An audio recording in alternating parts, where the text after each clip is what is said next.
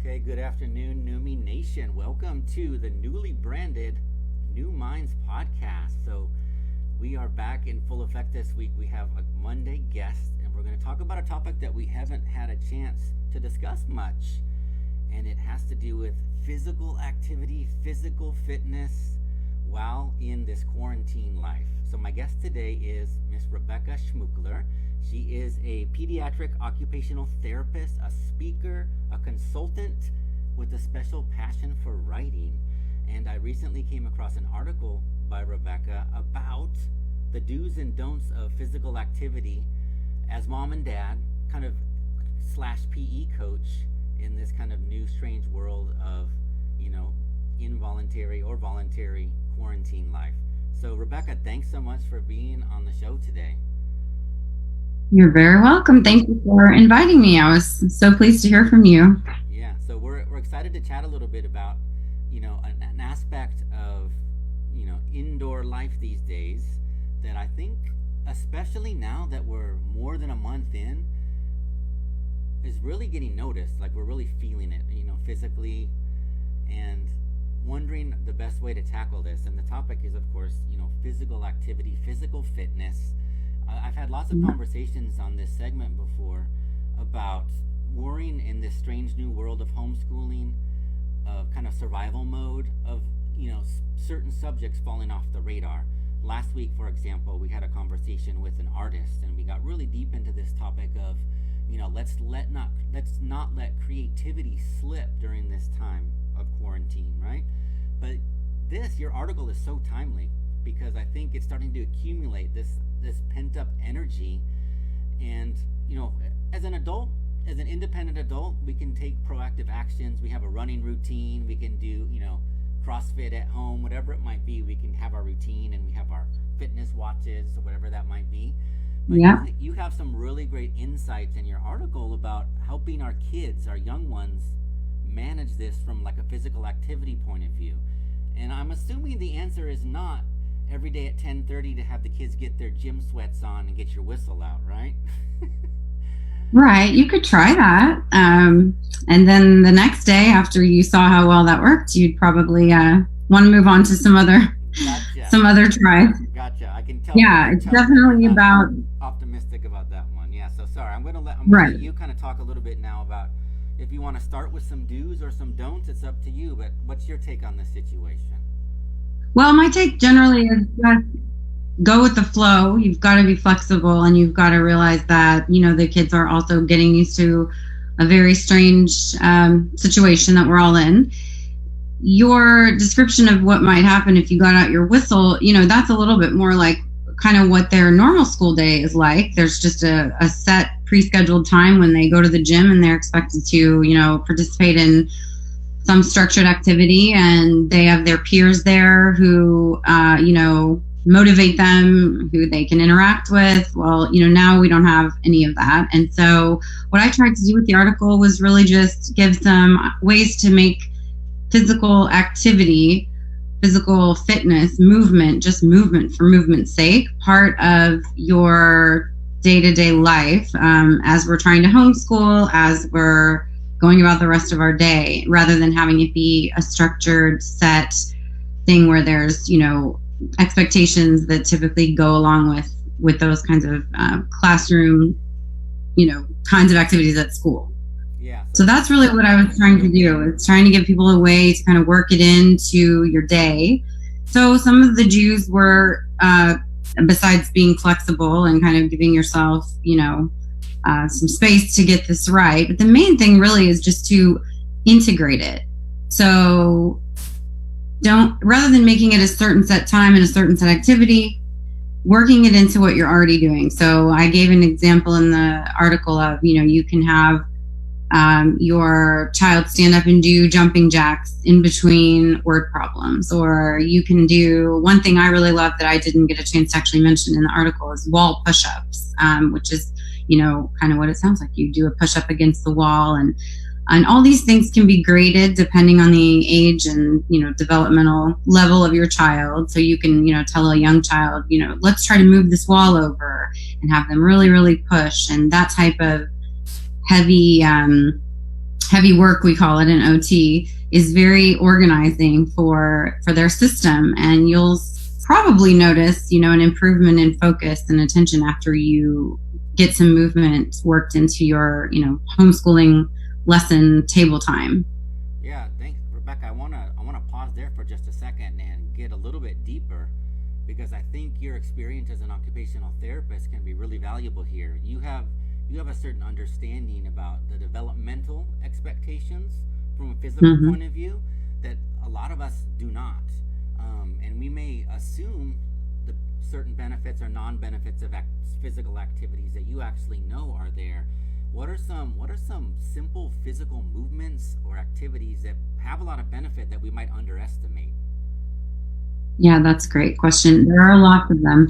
And that whole side of it, the OT side, the sensory side, was something I didn't really get a chance to get into also in the article. So I'm happy you asked me about it, because it is the way that I think. And I know, like you said, a lot of people don't. So some key things to think about are that if you imagine that there's a vertical line going right through the center of your body, just here, anything you do that crosses that, we call it midline, crossing midline, is very, very beneficial for cognitive skills, developing them in the long run, but even just in the moment. It's very organizing for the child's brain. It kind of really brings focus back and brings attention back and kind of gets energy levels that might be kind of going out, my son once described it as lightning striking in his brain. He feels when he was little, he said that about those kind of bursts of energy that sometimes, they feel, and it makes it hard to sit still. And so anytime you can incorporate crossing midline, it's great. So some examples of that would be like you could stand with your feet apart, have your child stand with their feet apart, and you would reach your arms up into the air and then bend down and touch your left toe with your right hand, and then come back up and then bend over and touch your right foot with your left hand. And so you're crossing the midline of your body, and you're also changing your vertical position, which is also kind of gives the brain and the sensory system, the nervous system, like kind of something to chew on for a minute. And so it's can be kind of resetting for them. So crossing midline is great. Jumping can be very organizing. Some parents don't think of it that way. And with any of these things, I always do go back to that, your own child. There really are kids who, if they jump up and down, it kind of can wind them up to the point where, you may not want to do that during school time. But, for most kids, jumping is really organizing. So having a small trampoline nearby, and you can use that. So yeah, in the article I mentioned, the small trampoline. So those are a few things that come to mind. The wall push-up, anything that's like heavy work is what we call heavy work, just means where you're recruiting your largest muscle. So of course you're not going to move the wall, but just pressing up against it is going to give your, larger muscle groups something to work against. And that's very organizing for your system, which of course only helps with learning and all the, executive functions, as we call them, of they go into, participating in schoolwork. Yeah, beautiful. So the first thing you described, crossing the midline, of course, often referred to as cross laterals, and you mentioned a couple of great ones. We use those at New Minds as well. There's you can do like the finger walk even, and we've even turned on Dance Dance Revolution and had kids dance the Macarena, if you remember that dance. Yes, that's a great dance for crossing the line. Yes. Yep.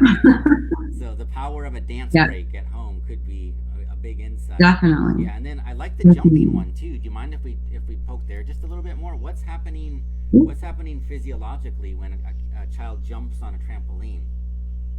Well, it's similar. A few different things are happening. One thing that's happening is similar to the way I described the wall push-up. In a wall push-up, of course, you're working with your upper body more so. You get some lower body as you're kind of pressing against the floor. But when it comes to jumping, you're getting that heavy work, that kind of, the word we use in OT is proprioception, which is the activating the receptors in your large muscle groups. And it gives us information about where our body is located in space and where our body stops and the rest of the world starts. And so those are key things. And so jumping activates that proprioceptive system, or stimulates that proprioceptive system from the bottom up. And then also jumping has a big visual aspect of it, if you think about it too, because it makes, from your perspective, if you're jumping up and down, the world is moving up and down. And that also can be very, again, that, there are kids for whom that's kind of excitatory to the point where you may, find that it's hard for them to sit back down and focus. But for many kids, it is organizing. It's there are things that your body does, your brain does to stabilize your vision when it's, when things are moving like that. And so, having that focus that your brain, that process that your brain goes through to give you that focus when the world is moving around you like that, can be very organizing and very, very settling after you're done, especially. Yes. So you'll notice sometimes that kids will come back after jumping and their posture will be better. They're a little more organized. They're just a little more, I don't mean organized like paper and pencil organized, but behaviorally organized and physically organized, if that makes sense. I love that. That's what I was talking about. Kind of like the mystery of these subtle processes that have downstream effects in our body. So just having to refocus after a jumping spree is doing something that's kind of reorganizing our system. I love that. Yeah. Okay, so I have another question for you. I happen to know that you have a couple of very active boys, and they love soccer among other things. So I know a lot of families out there, with the stamp of a finger, suddenly organized sports were gone. No more soccer practice, no more track, no more dance. How, in your case, if you want to get personal, how have you dealt with that as a family? Where does that energy, where does that competitive sense and edge go? What's a healthy way to channel some of that, competitive? Good question. Yeah. Yeah, they are definitely both missing their soccer buddies and their soccer teams. I have two very active boys, but they're also very different, as you also know from knowing them. I have one who is very internally motivated to move. He moves constantly.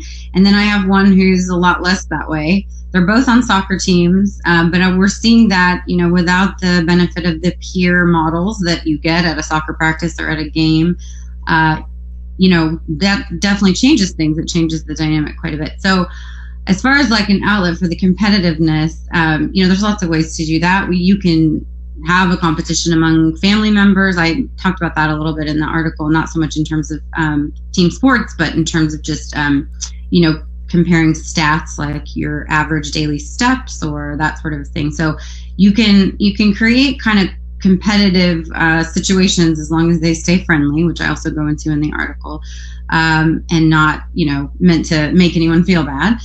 So you can do it that way. As far as like the sort of more skill-based aspect of what they're missing, you can also work those kinds of skills in. Like you can have soccer drill, 20 minutes of soccer drills. And a lot of soccer drills a lot of drills for any sport, if you really break down the movements, they are the types of things that we've been talking about. A lot of them are. And so it will address the hand-eye coordination. There is a lot of midline crossing, cross kicking and that sort of thing if you're talking about soccer. We've also been going to a tennis court near our house that's pretty empty and, hitting a ball back and forth, which has been good because you can stay much more than 6 feet apart from anyone else and still get your movement on. So that's been nice. For them, it's mostly been the home-based stuff and tennis, really. And then, of course, going for walks. Another, nice thing is that we don't have a dog ourselves. We have a neighbor who has a dog. And so one of my sons has been walking their dog and as a way of helping them out and also getting some movement. So those are some ideas. I was gonna bring up the walking, probably exponential increase in how many steps people are getting per day. Yes. Including dogs as well. For sure. Yeah. Sometimes it's the only way to get out of the house. Yeah, exactly. So I want to jump back to a topic that you touched on, which is competition. And like you said, there can be healthy and unhealthy versions of that within a family. We have different personality types that might emerge. But one thing that you mentioned in the article I thought was really insightful was another side of competition is kind of like self-improvement, self-competition. So what if a competition were to see who could improve the most on their own previous score, whether it's steps or whatever it might be. You even brought up, I think, fitness trackers and Little Yes. things like that. Do you want to expand on that just a little bit? Yeah, just again from kind of my own, also my own family experience. We do have one of my sons is a lot more kind of sensitive than the other one, and he's a person. His personality, his temperament is just such that comparing him to other people doesn't tend to motivate him, and so we could take that as like, well, that's his problem, and make him do things anyway. But I think, a better solution has been to just accept that about him and embrace, the strengths he has and embrace his temperament and his personality.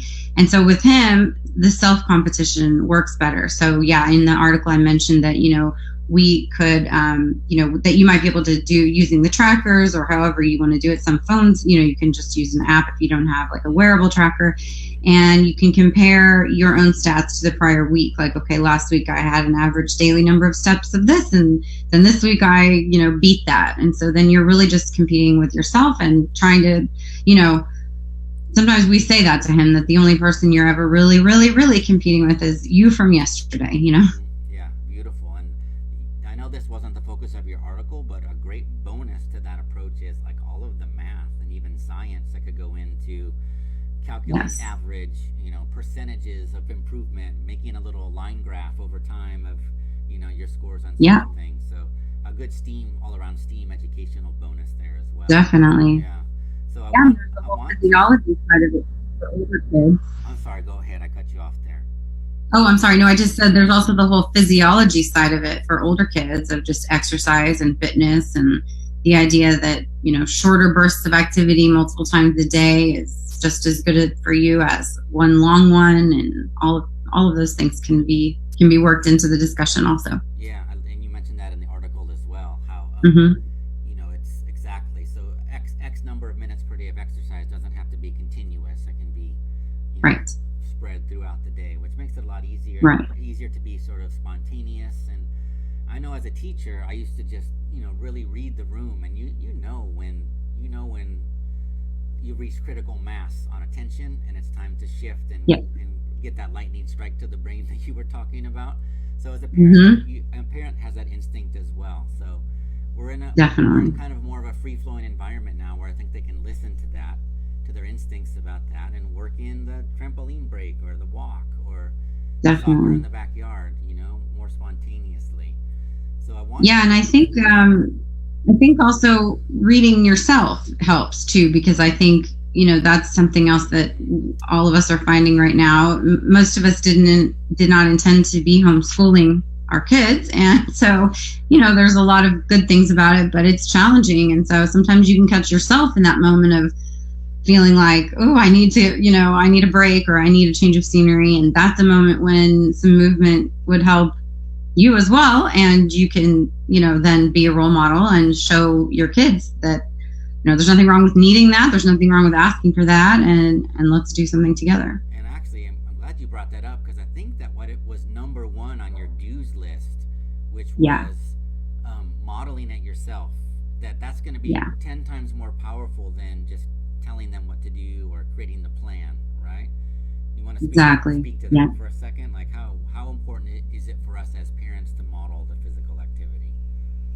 Oh yeah, extremely. And I wrote it in the article that it's almost a cliche that actions speak louder than words, but it's a cliche because it's true. And there's no one who can kind of see through you better than your own kids. As much as we sometimes wish that were not the case, that is the case. And so they always have our number, just like we always have their number. And so it really makes a huge difference when they can see that we're prioritizing it for our own health, and not only for our own health, but I also really openly talk to mine about my sanity, that like physical movement is linked to your mental health, and that you feel more upbeat and ready to take things on, and just a general sense of well-being that comes from moving your body. And sometimes it seems disconnected, but it never is. So Yeah. it's very important for them to see our Yeah. community. Excellent point. So, Yeah. of course, a good chunk of your article is dedicated to the don'ts as well. So, do you want to want to highlight a few of those that are kind of like the most important for you? And then while you're Yeah. answering that, I'm going to post your article in the comments so people can go read the whole Okay. thing. Great. Yeah. Yeah. There were fewer don'ts than do's, which is nice. And I think the don'ts really come down to just the way you approach it. I think the longest don't had to do with never linking physical activity to punishment or letting it feel like punishment to your kids.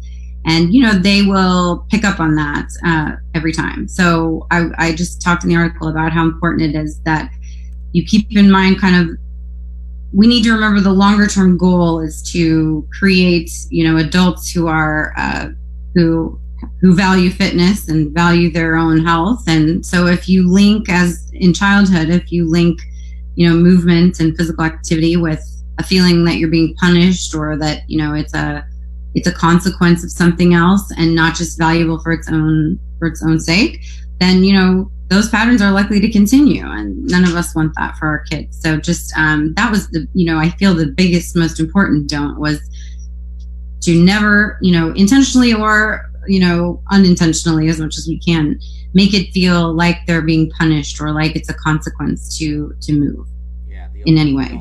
So that's running laps as punishment. Yeah. Thing from the olden days. Okay. All right. What else? Yeah. What's another don't? Well, another don't was don't be too hard on yourself as a parent, which we're all doing a lot of right now. And so I definitely feel like that's a very important one too, that just, give yourself kind of some space, some grace, and recognize that, some, days are going to be better, some weeks are going to be better than others, and that's okay. And that, we're all just doing the best we can. So not to be too hard on yourself was another important one. And I think that those are the main kind of takeaways that it can all be boiled down to. If you, it's the how you approach it that matters the most. Mm-hmm. Yeah, exactly. So yeah, modeling it as the adults, as one of the adults in the space, extremely important. Not creating a sense of punishment. Exactly. Being gentle and flexible with yourself and yes. the kids too, and being flexible in how you implement the physical activities throughout the day. And we've talked about easy ways to intersperse it with jumping, with crossing the midline, with cross laterals, and not underestimating simple physical movements and the benefits that they can have. Definitely. Yeah, and we talked a little bit earlier about like the age appropriateness, developmental, appropriateness of the movements, and just of how you, not just even the movements, but how you incorporate them into your day. So, and I think I touched on that also in the article that, you can't, you can't really expect, your kids, depending on their age, especially, to approach fitness and exercise and movement the same way that we do. Like you said, most of us have a routine and we, dedicate that hour a day or whatever it is to our fitness. And with kids, it's, it doesn't often work that way. And so it's just about, rather than making it its own kind of chunk of the day, it's more about just integrating it into what you're already doing the rest of the day. And that's, if you can do that and if you can keep it positive, you got it. Beautiful. So I think I have one more question for you. It's more of like at the speculative philosophical level.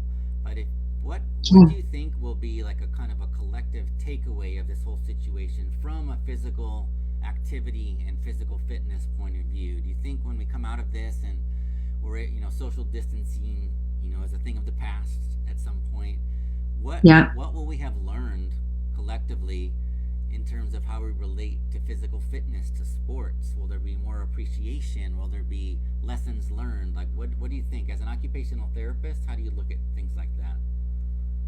Well, I can tell you for sure what I hope, and I think it's likely to happen at least to a certain degree, but I hope that people appreciate more how important it is for reasons beyond what we sometimes, typically associate exercise with. There's a lot of association with exercise and vanity, right? And I would love to see people come away with this, understanding it on a much deeper level than that, it is directly related to our mental health. It's directly related to our physical health in other ways that have nothing to do with appearance, and that it's something we should work into our lives for those kind of better, deeper reasons. That's what I'd love to see it, just for people to kind of have more of an appreciation for the benefits of it and the ways that it can be worked into your life, even when everything else seems to be falling apart sometimes. That if you can find ways to continue to move your body, it changes your outlook, and it can really keep you on track,